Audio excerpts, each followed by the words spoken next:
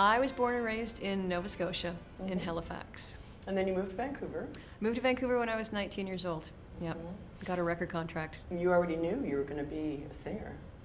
I hoped I was going to be a singer.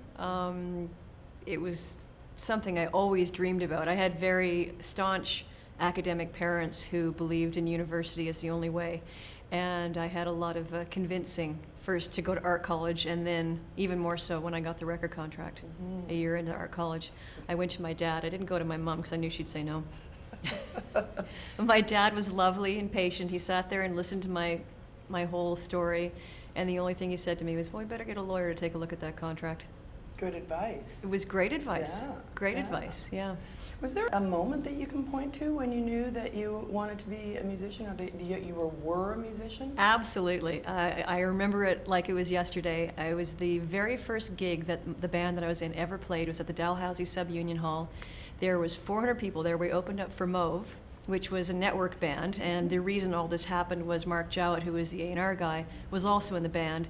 He heard me sing, and from that, the record contract eventually came. But the point of the evening was I had been all my life playing classical music, doing classical recitals, which I never really enjoyed, but I love making music. And for the first time, I was up on stage. There was 400 people there. They were dancing, they were smiling, and they were loving what we were creating.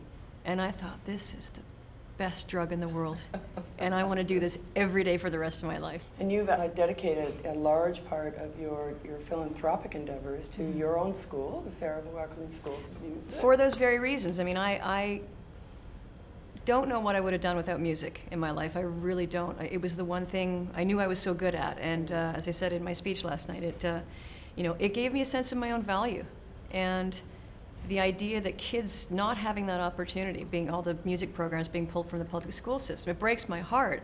And I thought, well, I don't know how to fight that, but so I'm going to, in my own small way, try and create something to fill that gap. And that was the idea for the school, giving kids who might not otherwise have the opportunity a chance to learn music, and more importantly, to be part of a community and to be taught in a place where they're respected, they're heard, they're understood, they're valued.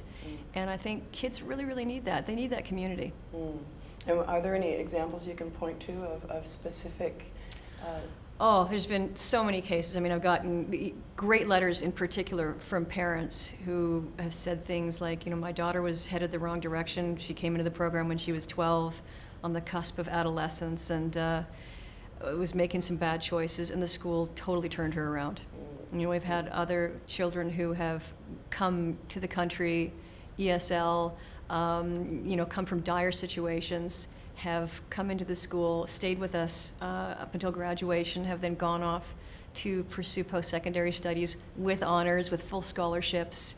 And I like to think that we had a small hand in that, for sure, giving those kids that opportunity to recognize their own self-worth.